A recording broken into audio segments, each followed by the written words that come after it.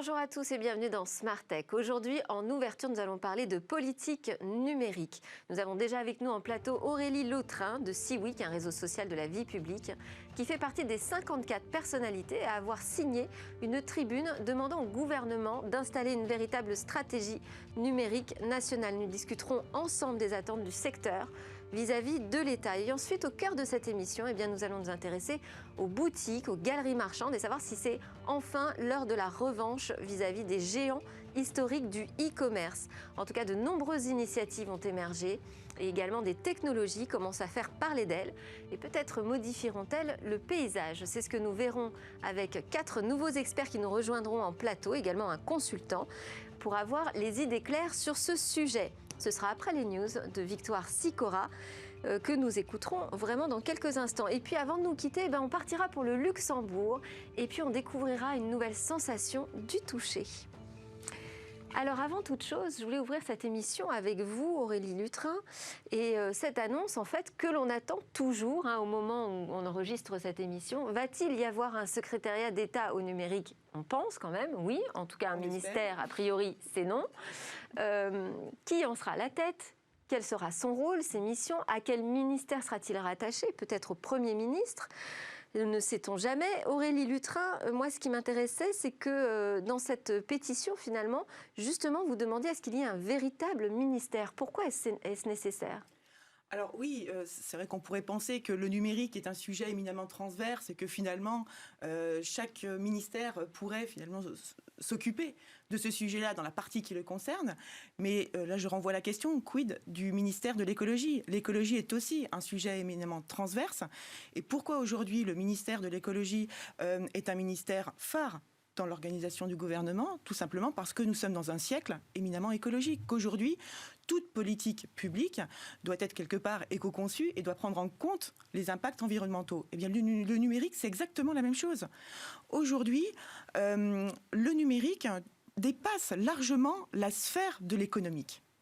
Il faut vraiment en prendre conscience. Nous sommes dans une 4e révolution industrielle liée au traitement des données et au développement de l'intelligence artificielle qui bouleverse tout sur son passage. Et on le voit bien, on l'a bien vu avec la pandémie, ça bouleverse nos rapports sociaux, ça bouleverse effectivement, bien évidemment, le secteur économique, mais aussi le secteur politique. Est-ce que pour autant on a besoin d'un ministère dédié ? Oui. Quelle est l'attente du secteur L'attente du secteur, c'est d'avoir une véritable politique industrielle autour du numérique et surtout une sensibilisation au fait que l'enjeu du numérique, c'est un enjeu de souveraineté nationale et de souveraineté numérique. L'enjeu, il est démocratique et politique, il n'est pas qu'économique. Il y a d'ailleurs Donc un rattachement à Bercy ne suffirait pas selon vous ? Pour moi, ça ne suffirait pas parce qu'on oublie toute la sphère politique et démocratique. Quel serait l'idéal alors, puisqu'on est parti sur un secrétariat d'État ? Alors l'idéal serait un rattachement au Premier ministre, parce qu'effectivement, là aussi, ça montrerait que c'est une stratégie d'État et non pas une stratégie sectorielle. Et c'est ça qui est vraiment important. Et dans cette tribune, vous mettez aussi largement l'accent sur la partie sécurité liée aux nouvelles technologies. Pourquoi en particulier la sécurité ? La sécurité, alors effectivement, ça concerne la lutte contre la cybercriminalité, parce qu'aussi on voit bien que tout le monde s'est rué sur le numérique pendant la pandémie. Mais parfois, on s'est mal rué sur le numérique. On a utilisé parfois des mauvais outils. Et aujourd'hui, effectivement, il faut protéger nos données. Les données, il faut prendre conscience que les données, ce n'est pas qu'un outil informatique. C'est le pouvoir. C'est qu'avec les données, on peut gérer une entreprise, on peut avoir la mainmise sur une entreprise, on peut avoir la mainmise sur un État. Et aujourd'hui, il y a deux pays, il faut quand même il y a plusieurs pays qui l'ont compris, mais il y a 2 puissances qui émergent, ce sont quand même les États-Unis et la Chine, qui ont très vite compris avec leur équipe, je dirais, de challenger, les géants du numérique chinois et américains, ils ont vite compris qu'en maîtrisant les données de citoyens, d'administration, on maîtrisait un État. Et aujourd'hui, il faut protéger nos données. C'est notre patrimoine, c'est notre nouveau patrimoine. Alors justement, il y a beaucoup de dossiers sur la table en matière de numérique. Je pense à l'inclusion, à l'emploi. Je pense aussi au développement d'une filière en intelligence artificielle pour que la France puisse quand même avoir un poids dans ses déploiements. On a parlé de la cybersécurité. Il y a aussi l'identité numérique, la 5G, l'industrie 4.0, le cloud de confiance, tout ça. Quels seraient les premiers dossiers, selon vous, à traiter pour le nouveau secrétaire d'État au numérique, si ce n'est pas Cédric O qui est renouvelé? Après, au-delà des personnes, le gros chantier, à mettre en place, c'est la formation. Je dirais que l'ignorance est mère de tous les maux, mais alors c'est encore plus vrai dans le domaine du numérique. La formation initiale et continue, et quand je parle de formation continue, je ne vise pas que les salariés, je vise tout le monde. Tout le monde doit monter en compétences. Donc c'est pas juste pour lutter contre l'électronisme, c'est quoi? C'est pour suivre une transformation de la société? Garantir l'employabilité des Françaises et des Français. Parce que si on ne comprend pas comment fonctionne l'écosystème des données, on ne pourra pas construire une performance économique. On pourra, et ça peut générer des stratégies mortifères sur le plan économique et social. Aujourd'hui, très clairement, et on le voit dans les derniers accords qu'il y a eu, malheureux peut-être, ce n'est pas à moi de le dire, mais on voit bien que parfois certains partenariats résultent peut-être d'une méconnaissance de l'écosystème des données. Et effectivement, la formation est absolument nécessaire. Des chefs d'entreprise, commerçants, artisans et même journalistes, tout le monde, mais moi-même tous les jours. Une société qui sera performante, c'est une société qui sera apprenante. On est en mode de formation continue, on est dans un monde qui se complexifie. C'est comme ça, c'est l'ère de la 4e révolution industrielle, il va falloir admettre d'être apprenant. Il va falloir lutter contre ce système de cliquer et ne vous occupez de plus rien. Aujourd'hui, ça va être comprenez et éventuellement cliquez. Vous appelez de vos voeux une stratégie, une politique nationale sur le numérique. Est-ce que ça veut dire que la France doit porter, selon vous, un message, une voix particulière au sein de l'Europe ? Oui, quelque part, c'est porter cette 3e voie. On ne doit pas avoir le choix entre les États-Unis et la Chine. Il y a une 3e voie, c'est celle de la souveraineté numérique. Alors quand je parle de souveraineté numérique, pour éviter les confusions, mais au sein de l'Europe même. Au sein de l'Europe même, parce que finalement c'est chaque État qui doit s'appuyer sur l'Europe. L'Europe a un rôle à jouer pour porter, ne serait-ce que pour mutualiser aussi la recherche et le développement. Quand on voit les budgets qui sont alloués aux États-Unis et en Chine, il n'y a qu'au niveau européen qu'on va pouvoir lutter. Ce n'est pas au niveau franco-français. Ça va être un peu difficile, même si on a tous les talents. L'économie est telle qu'il va falloir mutualiser la recherche et le développement. Et aussi porter cette notion de souveraineté numérique, qui ne veut pas dire faire du franco-français, en concernant la France, parce qu'il y a des entreprises françaises qui proposent des solutions qui vont à l'encontre de l'intérêt de l'État, oui, parce qu'ils vont capter les données. Mais il y a cette voie, elle est commune aujourd'hui en Europe, elle n'est pas propre à la France, on n'attend pas spécifiquement la France sur ces sujets. Mais parce que la France est quand même, en termes d'école, de formation de cerveau, a quand même, on voit Paris-Saclay, qui a été finalement classé parmi les meilleures écoles, on a tout pour réussir, et donc c'est un peu la spécificité française. On a les écoles, les cerveaux, on a l'écosystème, parce que là, les sociétés existent. Après, c'est juste un problème de rencontre de l'offre et de la demande. Mais les sociétés existent. Et donc, on a un problème de politique aujourd'hui. Voilà, de politique.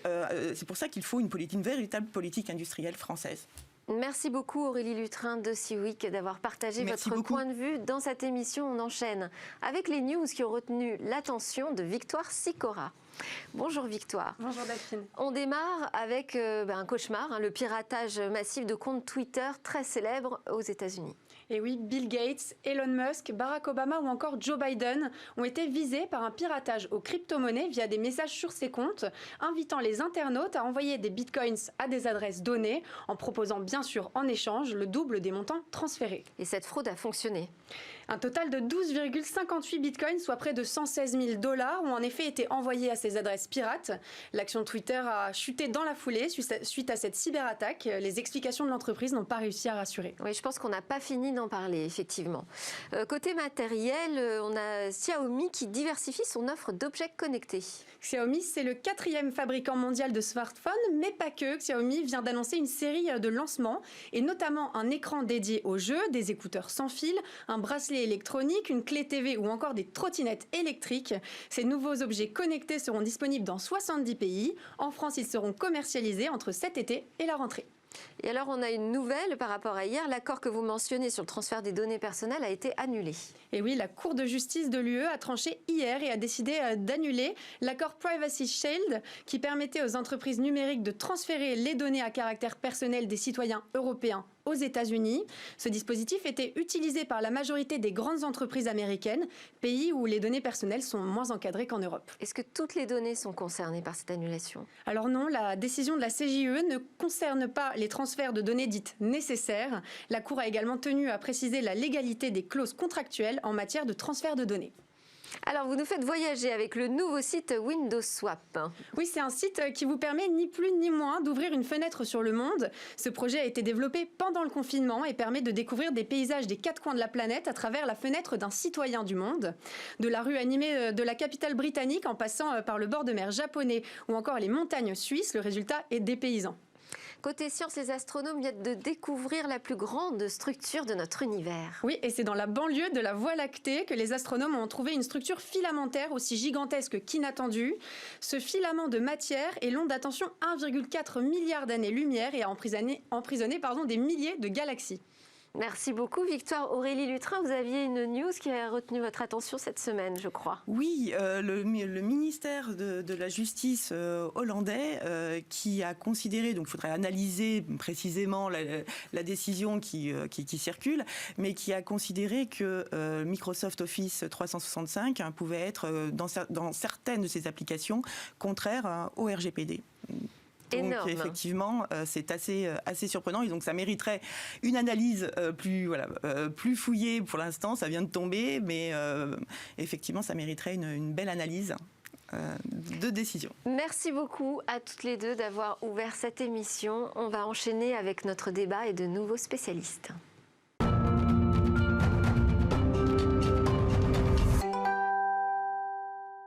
C'est le moment de notre débat sur la revanche des boutiques. Alors les centres-villes vont-ils devenir des nouvelles marketplaces, des marketplaces locales? Eh bien peut-être, en tout cas c'est ce qu'on a l'impression qui est en train de se passer. Et pour en parler, j'accueille Charlotte Journobord qui est CEO de Wishibam, une plateforme de gestion omnicanale des points de vente. Jean-Pierre Remy avec nous, PDG et fondateur de DeepReach, qui est une plateforme qui propose aux points de vente régionaux des outils marketing et de communication basés sur l'intelligence artificielle. Julien Berthomier, cofondateur de Diask, qui crée des boutiques virtuelles. Et Stéphane Grandjean, vous êtes fondateur de Simple Maps, une application de dynamisation des territoires et des centres-villes. Et nous ferons également appel à notre consultant du jour, Pierre Brun, du cabinet de conseil en stratégie Verton. Alors je commence avec vous, Charlotte Journobord. Quand je vous ai rencontré la première fois, vous m'avez raconté une histoire passionnante. Vous m'avez dit, demain, ces galeries marchandes, en fait, ce seront des mini-Amazon. Et pourquoi pas faire pareil avec des quartiers d'une ville? Et pourquoi pas faire pareil même avec des centres-villes complets en province et demain à Paris. Alors on en est où de ce projet? Alors donc du coup, nous on a décidé qu'il y avait deux façons de voir le Covid, qu'il y avait une façon de le voir comme quelque chose de catastrophique pour le retail et qu'on pouvait aussi le voir comme un accélérateur de transformation. Et c'est ce qu'on a voulu en tous les cas mettre en place. Donc on a lancé durant ce confinement deux marketplaces locales responsables et du coup citoyennes à Angers et à Nice. Pour permettre aux commerçants, quels qu'ils soient, donc il y a des enseignes, des indépendants, des franchisés, de vendre en ligne les produits disponibles dans leur magasin en temps réel. Et pourquoi c'est hyper important? Parce qu'on parlait la dernière fois d'avantages concurrentiels qu'on pourrait permettre de développer en mettant en place ce type de proposition de valeur. C'est parce qu'aujourd'hui, il y a quand même 90% du retail, enfin, du chiffre d'affaires généré dans le retail qui se fait en physique et 10% qui se fait en ligne. Sauf que les courbes sont plutôt à l'avantage du commerce en ligne. L'idée, c'est de se dire que... C'est-à-dire les courbes des consommateurs. C'est-à-dire les actes d'achat se font aujourd'hui davantage. Sur les 5 dernières années, le e-commerce a augmenté de 170%, le trafic en magasin a baissé de 60%. Et donc, on se dit qu'à un moment, il est quand même temps de penser à ce que veut le consommateur, à savoir un commerce qui soit ni physique ni en ligne, mais un mix des deux, ce que moi j'appelle omnicanal ou connecté. Et en fait, l'idée, c'est de se dire que l'avantage du magasin, c'est son expérience. Et c'est le fait que si vous avez un problème avec un produit, vous savez où trouver la vendeuse. Et puis aussi, souvent, vous avez créé une relation quand même particulière. Et dans la vie, on préfère toujours faire travailler les gens qu'on aime bien plutôt que les gens qu'on ne connaît pas. Donc, l'idée, c'est de se dire qu'en transformant ces centres-villes en plateforme numérique mais expérientielle où on peut trouver sa vendeuse dans le physique, mais aussi l'appeler pour avoir un conseil et commander en ligne parce que c'est plus simple et se faire livrer partout dans sa région en 2 heures si on n'a pas le temps de se déplacer. Et c'est plus simple que de simplement imaginer qu'on va créer son propre site internet quand on est une petite boutique, de s'inscrire dans un projet plus vaste avec un rassemblement d'offres. Alors, c'est plus simple parce que nous, on a une C'est ça techno... la marketplace, hein, c'est finalement de ramener ses concurrents dans le même espace numérique. Ouais, alors exactement. Et donc nous, on a une techno qui fait que c'est très simple pour eux puisqu'ils n'ont rien à faire. On a investi 8 millions d'euros, 5 ans de R&D pour faire en sorte que ce soit extrêmement simple et fluide, quel que soit les systèmes d'information. Tout seul, hein. Non, c'est quand même plus compliqué quand on est un commerçant. Bon, mais on va quand même faire parler un peu les autres intervenants. Jean-Pierre Remy, vous, avant d'Ipridge, d'ailleurs, vous étiez patron de Expedia. Ouais, Solocal. Expedia, oui, oui, j'ai fait quelques années déjà dans le monde vous avez un peu de conviction, en fait, sur le local. Qu'est-ce qui vous fait croire que les boutiques, que les centres-villes ont une chance demain dans le monde tout numérique ? D'abord, je vais vous donner 2 chiffres qui sont très intéressants. La première, c'est l'importance du marketing numérique. Aujourd'hui, le marketing numérique aux États-Unis, en local, a dépassé le national. C'est-à-dire qu'en fait, les marques, les entreprises de toute taille dépensent plus pour faire du marketing local que pour faire du marketing national sur le numérique. Première chose. Et puis après, c'est-à-dire que s'ils le font eux, il va falloir qu'on le fasse nous, c'est ça votre et la même tendance est en France, c'est-à-dire qu'aujourd'hui, le local a une croissance qui est 2 fois plus rapide que le national. C'est-à-dire, en gros, le digital local, en 2019, c'était plus 20, plus 25%. Et ça continue de s'accélérer. Parce que quoi ? Parce qu'on part de loin ? Non, alors, il y a une tendance qui est en train de... D'abord, il y a plusieurs choses qui sont assez fortes. Il y a le circuit court. Aujourd'hui, tout le monde veut du circuit court en disant mais pourquoi je vais aller acheter un produit à des dizaines de milliers de kilomètres si je peux le trouver à 500 mètres. Il y a également la volonté maintenant de créer une véritable expérience croisée entre votre magasin, ce que vous allez faire dans votre magasin, et ce que vous allez faire dans votre salon. C'est ce que moi j'appelle de plus en plus l'e-commerce de proximité. C'est-à-dire qu'avant on faisait de l'e-commerce pour aller acheter des produits à l'autre bout du monde. Aujourd'hui on fait de l'e-commerce pour en fait échanger avec ceux qui sont directement autour de nous. Et cette double expérience est aujourd'hui la plus riche. C'est-à-dire qu'en fait vous arrivez à la fois à mêler l'expérience du physique avec l'expérience du numérique. Mais comme on l'a très bien dit avant, il faut un contenu, il faut un vrai contenu numérique, il faut une vraie expérience. Mais aujourd'hui, on voit que c'est... Alors, après le confinement, c'est devenu vraiment quelque chose d'extrêmement important. C'est une tendance qui ne fait que se confirmer. C'est l'autre tendance que je voulais vous donner aujourd'hui. Nous, on suit à travers d'Ipridge, on a à peu près 500 annonceurs sur notre plateforme et on regarde ce qu'ils achètent comme publicité, comme mots-clés, etc. Et on est post-confinement à des prix d'achat de la communication locale qui sont supérieurs à ce qu'on avait avant. Ça veut dire quoi ? Ça veut dire qu'aujourd'hui, le budget marketing des marques, le budget marketing des commerces, des entreprises, c'est complètement focalisé sur la communication de proximité. C'est ça qu'ils veulent aujourd'hui, c'est aller chercher en fait le client que j'ai à côté de moi, qui va pouvoir venir échanger avec moi, il va peut-être réserver, puis après je vais le livrer chez lui, il va venir voir le produit, et puis il va le commander depuis son salon, etc. Alors, et cette combinaison est extrêmement intéressante. Tous les deux, vous avez parlé justement de l'expérience client, comment on fait pour reproduire une expérience de la même nature un peu que celle qu'on trouve en physique. Julien Berthomier de Diasque, vous justement, c'est ça votre business, c'est de créer des expériences immersives. Mais du coup, c'est-à-dire qu'on est dans un concept store en 3D, c'est ça C'est exactement ça. Donc la société. Et quel est l'intérêt pour une boutique d'offrir un tel univers ? Parce que j'imagine que ça représente un coût considérable, non, plutôt qu'un simple site vitrine. Non, pas du tout. Ouais, donc en fait on travaille à partir de photographies, donc ça a été toute l'originalité du projet, c'est que les boutiques 3D ça fait des siècles qu'on en parlait et c'était compliqué, c'est du travail d'ingénieur cher. Ouais. Et donc on a développé une solution à partir de photographies, donc ça ressemble à du Google Street View, de la visite virtuelle. D'accord. Et on a développé une solution qui permet de prendre en photo n'importe quel endroit, donc que ce soit un magasin ou pas un magasin, et à partir de ce lieu d'aller rajouter et retirer les produits de nos clients. Et du coup, on peut créer des expériences d'achat et de boutique qui sont quasiment les mêmes que celles qu'on pourrait vivre dans un vrai magasin. Et est-ce qu'on a envie de retrouver le même univers que dans sa boutique, finalement, sur le web? Est-ce qu'on n'a pas envie de vivre autre chose, d'autres expériences? Naturellement, c'est ce que nous demandent les clients quand ils nous contactent. C'est-à-dire, moi, j'ai une boutique, les gens viennent de moins en moins, ils vont sur Internet. Est-ce qu'on ne peut pas utiliser cette boutique pour faire une boutique virtuelle? Et nous, ce qu'on leur propose, c'est, puisqu'on n'a pas cette contrainte de lieu, pourquoi ne pas prendre un endroit complètement différent? Oui. Par exemple, on a fait une galerie d'art dans une piscine. On a des idées toutes plus originales les unes que les autres. L'idée, c'est de mettre en avant à la fois une image de marque, mais surtout les produits. Quel va être le lieu pour les mettre le mieux en situation? Et derrière, d'aller greffer des technologies modernes d'analyse comportementale pour optimiser les positionnements des produits dans les boutiques. Enfin, du coup, on a des outils qui sont beaucoup plus performants que ce que pourrait faire un magasin physique. Ça fait des années qu'on met des caméras pour observer les gens. C'est pas une simple reproduction de son univers physique, en fait. Ça permet beaucoup plus de créativité. Exactement, exactement. Stéphane Grandjean, vous, avec Simplemas, vous voulez dynamiser les territoires, les centres-villes, dans une démarche éco-citoyenne, vous dites. Et on a entendu ça aussi, hein, dans l'achat local, il y a cette notion de responsabilité du consommateur. Est-ce que vous croyez que c'est quelque chose vraiment d'ancré, ou là on parle de quelques bobos parisiens voilà. Non, clairement, c'est hyper ancré. À Simplemas, on a fait ce choix-là. On a fait ce choix-là de dire des marketplaces, ça existe, de la technologie, vous en avez tous développé, et puis pour le coup, vous êtes des belles réussites. Donc nous, la question, c'était pas de se dire comment est-ce qu'on reproduit ça, parce qu'il y en a qui l'ont déjà fait. La question, c'était plutôt de se dire comment est-ce que anthropologiquement, on s'appuie sur le comportement des gens, sur leurs envies.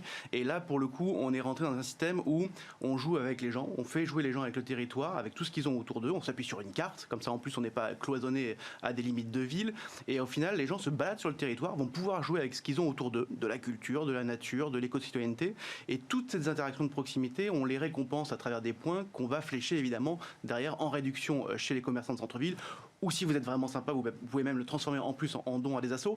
Donc l'idée, c'est de dire, les gens ont envie de changement. Maintenant, ils vont avoir la possibilité de le faire parce qu'il y a plein de solutions qui existent. Donc il faut passer à l'acte et de dire aux gens, vous voulez quelque chose de plus écologique, de plus local, de plus durable, et un peu Pokémon Go, on joue avec, exactement ça. Un changement profond de société. Mais au final, on était sur Rome du jeu et de la nourriture et du pain, mais en fait, on est exactement à ça. C'est que les gens, ils ont besoin de divertissement, ils ont besoin de se changer l'esprit, et pour arriver à les amener à consommer le local, il faut leur faciliter la vie, exactement ce que fait Amazon.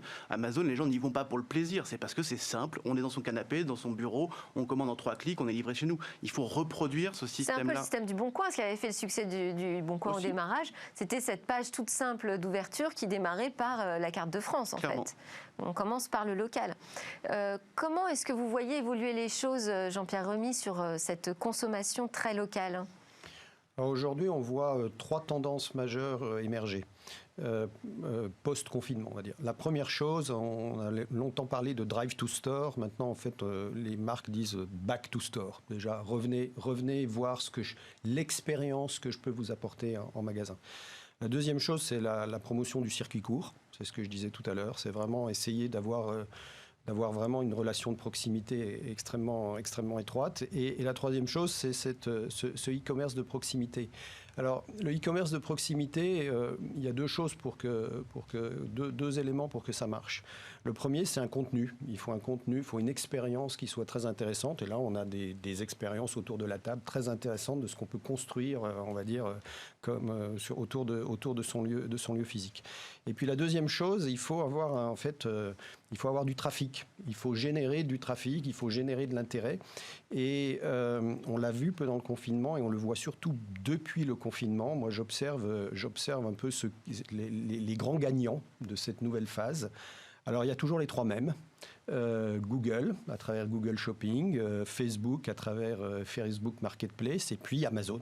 Amazon qui a été encore à nouveau, a eu la plus grosse croissance. Parce que vous parlez du local, du back to store, local, mais le local, la consommation, c'est d'aller acheter des produits n'importe où dans le monde. C'est aussi ça la facilité du e-commerce. C'est ça, mais dans le local, spécifiquement dans le local, on retrouve ces trois grands acteurs qui en fait fournissent aujourd'hui énormément de trafic. C'est beaucoup plus difficile pour des marketplaces, on va dire, challengers.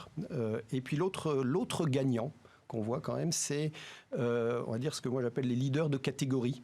C'est-à-dire dans une catégorie, dans un domaine d'activité, la marque à laquelle tout le monde pense, eh ben, aujourd'hui, c'est celle qui gagne. C'est celle qui investit d'abord, c'est celle qui investit aujourd'hui dans cette proximité avec son client, et c'est celle qu'on voit gagner particulièrement. Donc, oui, alors il y a aussi la complexité d'exister en tant que marque, parce que autant en bas de la rue, c'est simple, hein, on a tous les voisins qui nous voient. Exister sur Internet, c'est quand même un autre défi à relever. Avant de vous donner la parole à nouveau en plateau, on va donner la parole à notre consultant du jour, Pierre Brun. Vous êtes senior manager chez Verton et vous travaillez pour des acteurs du retail, pour des marques, sur des enjeux de fidélisation de clients et aussi de distribution. Alors déjà, je voulais avoir votre analyse sur ce que vous avez entendu là en plateau. Alors, il y a beaucoup de choses intéressantes qui se sont dites. Tout d'abord, la proximité et les tendances de consommation qu'on voit se développer avant la crise et qui se sont accentuées pendant la crise, on le voit se développe de plus en plus et l'ensemble de nos clients nous demandent en fait de travailler sur ces tendances. Donc typiquement, la proximité via les marketplaces, via des nouveaux canaux de distribution en circuit court, tous les acteurs travaillent là-dessus. Et aussi dans des programmes de fidélisation. C'est-à-dire qu'on nous dit aujourd'hui nos programmes de fidélité, comment on peut faire pour les rendre plus en lien avec les vendeurs, pour intégrer finalement le magasin dans l'expérience de fidélisation. Quel que soit le type de commerce ? Ouais, grosso modo, quel que soit le type de commerce, c'est-à-dire qu'en alimentaire, on le voit, hein, on a des marketplaces qui commencent à se lancer sur le circuit court et sur le local. Donc il y a par exemple Épicerie, je pense que vous connaissez. Il y a La Ruche qui dit oui aussi, qui permet de mettre en lien les clients avec les petits producteurs locaux. On a même Amazon qui a lancé sa marketplace, la boutique des producteurs. Donc c'est-à-dire que même Amazon finalement va sur cette tendance-là.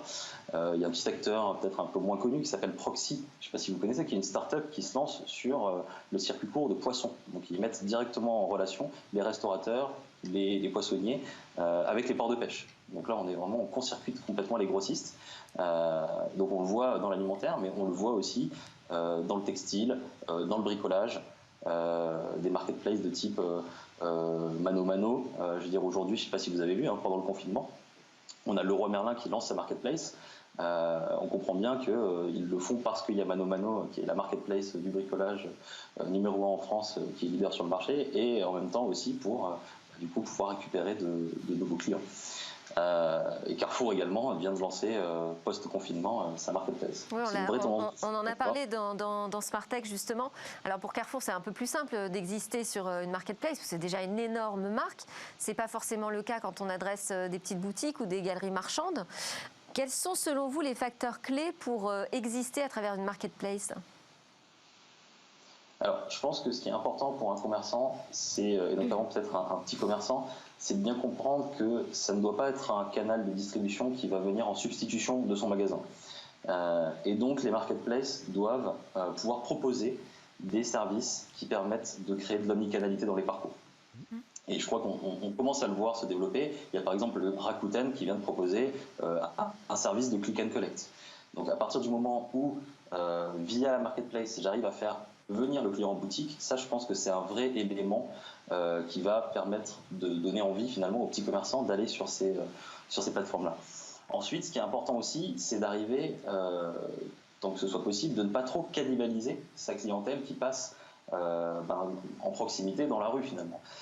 Si on est sur des marketplaces qui sont ultra locales, pourquoi moi, commerçant, je vais aller vendre mon produit en ligne sur une marketplace, payer des commissions, alors que finalement, c'est peut-être un client qui normalement serait venu naturellement chez moi. Alors ça, la crainte justement de la cannibalisation, c'est un petit peu ce qui a freiné pas mal de secteurs sur le numérique, parce que tout le monde se dit finalement, je risque de perdre mes clients. Oui, tout à fait. Et je pense que du coup, il y a un vrai enjeu de connaissance client là-dedans et de data client. Aujourd'hui, les marketplaces, du coup, un site e-commerce détient énormément de data, et donc il faut que les commerçants puissent échanger cette connaissance avec la marketplace, plutôt que la marketplace donne accès à la connaissance client aux boutiques, pour qu'ils puissent justement savoir précisément quels sont ces clients. Est-ce que ce sont des nouveaux clients ? Est-ce que ce sont des clients qui finalement vont avoir une valeur qui se développe dans le temps parce que le fait d'acheter en ligne et en boutique, ça développe leur valeur au global. On se rend compte de ça, globalement. Tous les gros acteurs, quand on achète à la fois en boutique et en magasin, on a au final des paniers moyens qui sont beaucoup plus importants, une valeur qui est plus importante. Donc voilà, je pense que la connaissance client, le partage de connaissances clients est très important. Et ensuite, un dernier point, je pense que c'est aussi important que les boutiques comprennent bien, et notamment les petits acteurs. On a 80% des boutiques d'habillement, des petites boutiques qui n'ont pas de présence en ligne. Donc là, c'est une vraie opportunité pour les acteurs qui proposent des marketplaces. Il faut que ces commerçants comprennent bien que vendre un produit en ligne, ce n'est pas juste avoir un site, mettre un produit, le client va cliquer et ça va fonctionner. Derrière, il y a toute une supply chain à mettre en place, il y a un stockage des produits, il y a des points de collecte ou de la livraison à gérer. Il y a donc une vraie transformation de la boutique et de la manière de vendre qui a à opérer. Oui, et qui représente un coût, parce que quand on parle de la chaîne logistique et qu'on se retrouve face à des géants qui font des livraisons gratuites, des retours gratuits, parfois on peut même essayer avant de payer, enfin bon, tout ça, ça a un coût. Je crois que vous aviez des questions pour Dieprich et Wishibam également, Pierre Brun. Oui, tout à fait. Typiquement pour Wishibam, c'est un peu ce que je viens d'évoquer sur la cannibalisation.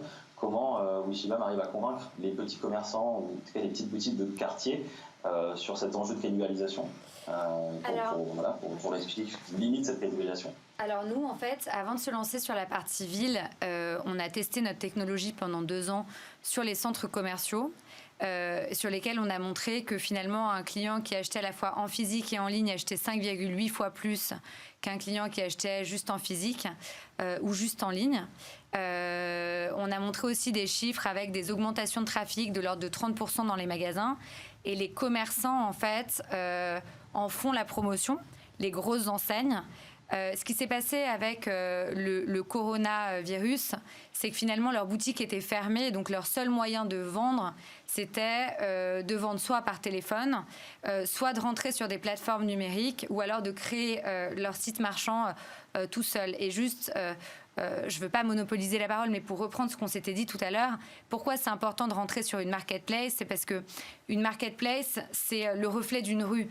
Quand on ouvre un magasin, on ne va pas dans une rue tout seul où on va être le seul vendeur de chaussures. Parce que si tu es le seul vendeur de chaussures, en fait, personne ne va venir chez toi. Donc, l'idée, c'est de montrer qu'il y a une complémentarité du commerce physique et du commerce en ligne, et d'avoir les commerçants qui en sont les premiers promoteurs. Et donc, derrière, c'est un cercle assez vertueux qui se met en place. Pierre Brun, votre question pour Dieprich. Oui, alors pour Dieprich, ma question elle concerne la manière dont vous adressez également les clients. Vous dites en fait que vous êtes capable d'optimiser le budget d'une campagne marketing locale.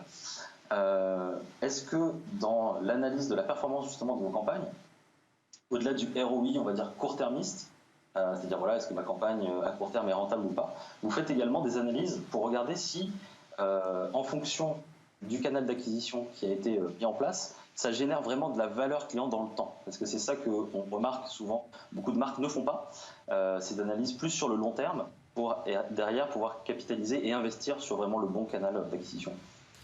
C'est une excellente question, parce qu'en fait, avant même de démarrer une campagne, on va faire une analyse extrêmement fine du marché local dans lequel vous êtes. Vous pouvez être une marque dans 100 villes en France. On va regarder ville par ville. Quelle est la position, quelle est la force de la marque, comment elle est perçue, quelles sont les audiences auxquelles elle s'adresse particulièrement. Et en fait, on se rend compte que la position d'une marque, on parlait de Carrefour tout à l'heure, Carrefour a une position totalement différente sur pratiquement toutes les villes de France. Les concurrents ne sont pas les mêmes, la marque n'est pas perçue de la même manière, les audiences ne sont pas les mêmes, et les médias par lesquels on s'adresse ne sont pas les mêmes. Et donc, ça va être notre base de travail. Et on va voir comment cette position va évoluer dans le temps. Et donc, une fois qu'on a fait ça, après, on va générer donc des stratégies de campagne, et on va activer ces stratégies à travers tous les canaux. Alors, vous me posez la question de savoir comment on peut effectivement suivre l'efficacité. En fait, nous, on ne va pas essayer de dire, tiens, à travers Google, on a telle efficacité, à travers Facebook, on a telle efficacité. Nous, ce qui va nous intéresser, c'est la combinaison de tous ces canaux ensemble.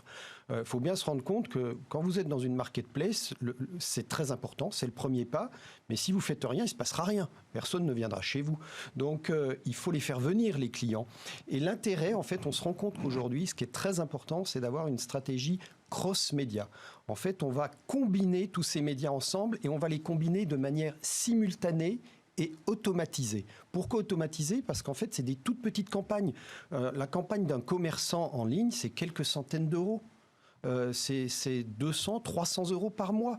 Et avec ça, il faut que vous arriviez à assurer une présence chez Facebook, chez Google, sur les mobiles, pour qu'en fait les gens viennent dans votre marketplace, mais chez vous.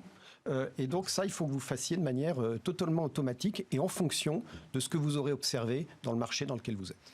L'usage de l'algorithme. Stéphane Grandjean, est-ce qu'on va avoir des nouveautés cet été dans les boutiques? Est-ce qu'on va pouvoir jouer entre le online et le offline? Est-ce qu'il va se passer des nouvelles expériences? Surtout avec le confinement, il faut, parce que pour le coup, on est bloqué en France pour la plupart. Il y a quand même beaucoup de pays qui sont encore fermés. Donc l'idée, c'est effectivement de pouvoir faire redécouvrir un peu à la Pokémon Go, on l'évoquait tout à l'heure, la culture, la biodiversité, simplement pouvoir diriger son téléphone en réalité augmentée sur une plante et savoir ce que c'est et puis si ça a des vertus médicinales, pouvoir diriger son téléphone sur une plaque de rue et de se dire tiens, c'est Victor Hugo et avoir via des moteurs de recherche français en mode privacy récupérer de l'information sur qui était Victor Hugo, donc ramener de la culture aux gens. L'idée, c'est vraiment ça, c'est d'accompagner l'utilisateur dans sa consommation du territoire, au sens activité, et de pouvoir lui faire comprendre que la technologie doit servir à recréer un lien. C'est vraiment l'axe de différenciation qu'on a fait. L'idée, c'était que la technologie doit servir le monde réel. Dans le modèle économique qu'on a mis en place, parce que Pierre parlait de la cannibalisation, nous, on a mis un modèle qui est très simple pour la partie commerçant, pour qu'ils vont être visibles sur la plateforme. L'idée, c'est de dire pas de système d'enchères. Pas de système de lien sponsorisé. Le seul moyen d'être plus visible sur la plateforme, c'est de respecter un ou plusieurs des 6 impacts positifs qu'on a édictés. Et en gros, plus un commerçant va respecter ces impacts, plus il sera visible sur la carte. Donc le logo va grossir et s'entourer de vert. Et en plus, on va réduire sa licence parce qu'il va avoir cet impact positif sur le territoire. Donc finalement, nous, les indicateurs de performance qu'on a... La gratification aux bonnes pratiques. C'est exactement ça. Et puis en plus, l'indicateur clé là-dessus, c'est de dire qu'il n'y aura pas 1 euro de généré en développement économique local qui ne sera pas issu soit d'un nombre d'éco-gestes réalisés, soit de CO2 compensé ou séquestré, ou de déchets collectés ou non produits. L'idée, c'est vraiment d'aller sur quelque chose qui soit très vertueux. Bon, on arrive à la fin de ce débat sur les commerces et leur avenir en ligne. Julien Berthomier, justement, je me disais pour terminer, vous croyez finalement que ça a encore un intérêt de garder une vraie boutique physique ? Oui, je pense que la difficulté, c'est de gérer ça dans un global entre la partie digitale et la partie physique. Parce que ce qu'on disait tout à l'heure est effectivement important. Nous, on fait des boutiques qui peuvent être magnifiques, mais une boutique magnifique au milieu du désert, ça sert à rien du tout. Et le changement que je vois entre le numérique et le physique, c'est qu'on passe de commerçants qui avaient l'habitude d'avoir un pas de porte. En fait, ils croyaient payer une boutique avec des murs pour mettre des produits. C'est pas ça qu'ils achetaient, en fait. Ce qu'ils achetaient, c'était un passage. Donc, il y a d'ailleurs beaucoup de marques qui, avant d'ouvrir une boutique, se mettent dans la rue pendant un jour, 10 jours et regardent combien de gens sont passés et qui est passé et comment. Donc, c'est un passage qu'on avait avec une boutique physique. Et quand on passe au digital, au e-commerce ou autre, non, tout ce passage-là, il n'existe plus. Donc, il faut le générer. Donc, c'est une transformation pour les commerçants qui doivent complètement changer leur méthode en se disant qu'est-ce que je fais maintenant pour faire venir les gens. Et une fois qu'ils sont arrivés, on retrouve un métier classique de commerçant. Donc je pense que ça reste complètement complémentaire. Il faut cette boutique physique parce que c'est ça qui développe le relationnel. C'est là où on apprend nos clients, on apprend à les connaître, on sait qu'est-ce qu'ils viennent chercher, qu'est-ce qu'ils aiment. Mais il faut absolument se mettre dans une démarche aussi de séduction, d'aller rechercher les clients. Et pour ça, le digital, c'est une super école. Et les méthodes dont on parlait d'éducation ou valorisantes pour pousser plus ou moins tel ou tel commerçant sur des marketplaces sont hyper importantes parce que c'est ça qui forme finalement nos commerçants à aller chercher le client et à comprendre les mécanismes qui sont tous de plus en plus complexes et de plus en plus variés. On ne peut pas lutter directement, frontalement avec Amazon en se disant tiens, je mets un site et puis je vais me commencer à vendre et être en compétition avec Amazon. Il faut y aller étape par étape et ces marketplaces sont des solutions et des idées pour former les commerçants à aller petit à petit sur le marché des pure players et développer ces compétences qu'ils n'ont pas. Les former et puis faire baisser les coûts. C'est aussi grâce à ça, je pense que les petites boutiques s'en sortiront sur le numérique. Merci beaucoup à tous les 5. On va remercier Pierre Brun également du cabinet Verton qui s'est connecté avec nous pour ce débat. Et puis juste après la pause, nous allons partir pour le Luxembourg.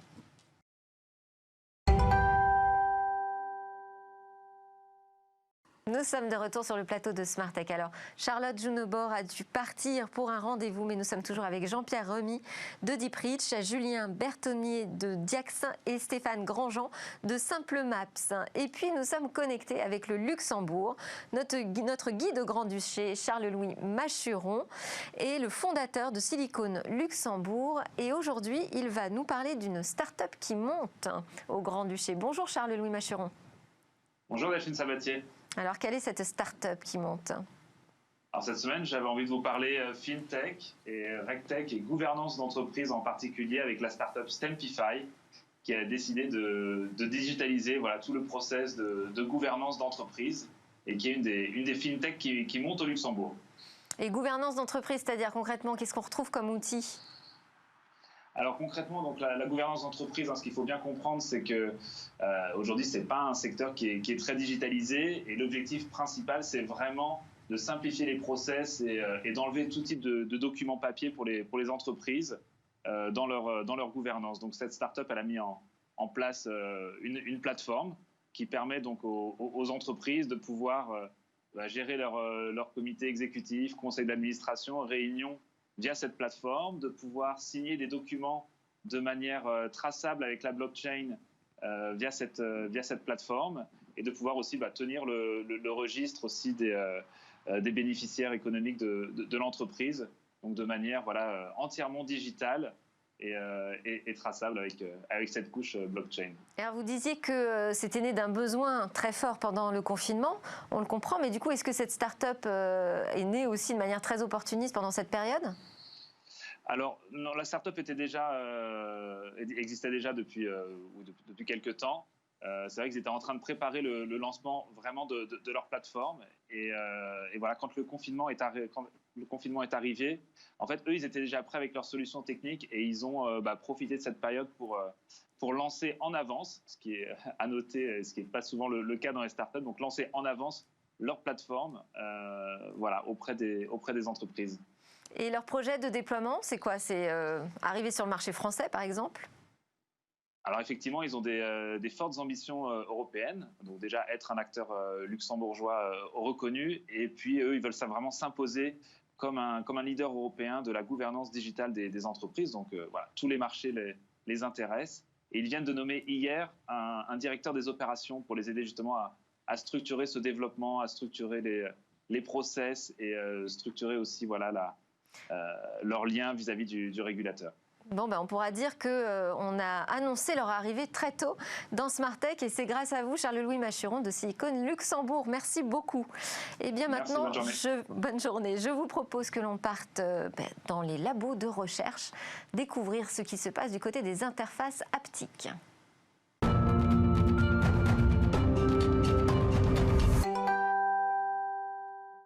Et demain, que nous préparent les chercheurs et les ingénieurs dans leurs labos. Alors parmi les trouvailles et les casse-têtes de ceux qui fabriquent le futur, je vous propose d'entrer dans le monde merveilleux des interfaces haptiques. Interface haptique, en fait, c'est la science du toucher. Et pour cela, j'accueille par téléphone Cédric Chapaz. Bonjour, vous êtes PDG de App2You, qui est une start-up grenobloise et qui est spécialisée dans l'innovation haptique. Alors vous avez développé une technologie qui permet d'accentuer cette sensation du toucher. Comment est-elle amplifiée ? Alors bonjour, donc effectivement chez App2You, on a pensé à un sens qui est aujourd'hui complètement oublié, qui est celui du toucher. Et en fait, il ne faut pas oublier que dans chacune de nos mains, on a plus de 9000 capteurs qui sont là justement pour percevoir des informations sous la peau et donc les restituer et ainsi enrichir notre quotidien. Et partant du constat qu'aujourd'hui, nos écrans tactiles, nos smartphones, nos écrans dans les voitures ne disposaient pas de technologies permettant d'offrir une communication utile par le sens du toucher, c'est ce qui m'a poussé à créer App2You. Alors justement, pour quel type d'écran finalement ou d'interface, c'est vraiment pertinent d'ajouter cette sensation de toucher? Je dirais qu'il y a plusieurs raisons qui nous ont poussé à apporter cette solution. La première raison, c'est que on voit qu'aujourd'hui, les écrans sont partout dans notre quotidien.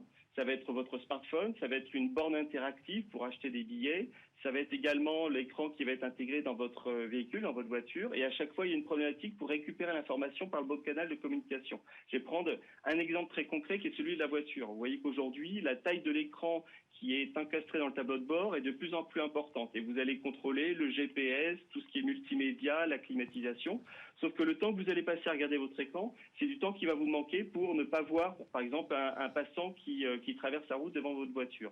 Si vous avez une information qui vous est restituée via le sens du toucher, eh bien, vous n'avez plus besoin de regarder continuellement l'écran et vous pouvez donc le piloter, le contrôler beaucoup plus efficacement tout en gardant la route sur les yeux. Ça, c'est un exemple très concret qui illustre l'importance de mettre un retour et une interaction par le sens du toucher. Alors oui, en fait, on reproduit la sensation qu'on a quand on tourne le bouton, par exemple, pour monter le volume de sa radio. C'est aussi les interfaces haptiques. Moi, je les avais découvertes autour du jeu vidéo parce que du coup, on peut jouer avec des retours de force. J'ai une musique qui se rajoute à votre voix là. Ah oui, moi aussi, j'ai de la musique qui se rajoute à votre voix. Parfait, merci. C'est votre vidéo de démonstration, je crois, qui s'est déclenchée. D'accord. Ça nous permet de voir un peu à quoi ça ressemble et les applications. Alors, je parlais du jeu. On parlait aussi en plateau, quand on a préparé cette émission, de la médecine, puisque quand on fait des opérations à distance, c'est d'autant plus important, là, c'est pas juste du gadget, d'avoir la sensation, en fait, du geste chirurgical que l'on produit. Alors, de toute façon, notre ambition, c'est tout sauf du gadget. C'est-à-dire qu'on est vraiment dans le fait de rajouter cette dimension qui est manquante pour sécuriser la façon dont on va interagir avec nos écrans tactiles. Donc, l'exemple que vous resituez est parfaitement pertinent. C'est-à-dire que c'est toutes les situations dans lesquelles on ne peut pas continuellement regarder l'écran. Donc, celui du domaine médical où un opérateur va devoir paramétrer un équipement de radiologie tout en, bien évidemment, faisant attention à ce que l'appareil ne vienne pas, par exemple, écraser la personne lorsqu'il vient régler la distance et la position de l'appareil. Ça, c'est une situation, encore une fois, qui illustre le fait que le sens du toucher est irremplaçable, véritablement. Donc, la vision aujourd'hui avec l'écran est dominante, mais il y a quand même un certain nombre d'applications et d'usages qui nécessitent d'interagir par le sens du toucher pour garder cette efficacité. Avant, il y avait les boutons mécaniques. Vous vous souvenez, les autoradios, il y avait le tuner, il y avait le volume du son. On arrivait à faire les deux. Aujourd'hui, tout ça a disparu puisque c'est l'écran tactile qui intègre cette fonction-là, mais il est urgent de réintégrer cette fonction de toucher tangible et interactif. Oui, parce que revenir au bouton, ce serait un petit peu archaïque, on perdrait certaines fonctionnalités. Vous avez aussi dévoilé au CES 2020 le premier smartphone haptique. Alors là, quand vous parlez d'utilité et non pas de gadget, à quoi vous pensez sur un smartphone ? Alors, le smartphone, c'est un terrain de jeu extraordinaire pour proposer des nouvelles innovations aux fabricants de smartphones. Il y a plusieurs applications clés. Il y a une première tendance qui est celle d'enlever tous les boutons mécaniques qui sont en périphérie du smartphone. Je pense notamment aux boutons pour allumer ou éteindre son smartphone, le volume du son, pour monter ou descendre le volume du son. Tout ça va avoir tendance à disparaître pour avoir un objet qui va être à la fois beaucoup plus design, beaucoup plus, d'un point de vue esthétique, beaucoup plus beau, et en même temps étanche, parce que tous ces boutons, ce sont autant d'opportunités pour qu'il y ait malheureusement soit des saletés, soit de l'humidité qui rentrent dans le smartphone et qui viennent causer des problèmes de fiabilité. Cédric Chapaz, je suis désolée, c'est la fin de cette émission. C'est passionnant les interfaces haptiques. En tout cas, moi, ça me passionne. J'espère que c'est transmis à nos téléspectateurs. On reviendra sur ce sujet. Merci d'avoir été avec nous. À la fin de cette émission, vous allez retrouver le Lab Startup avec 4 jeunes pousses innovantes. Et moi, je vous dis à lundi pour de nouvelles discussions sur la tech.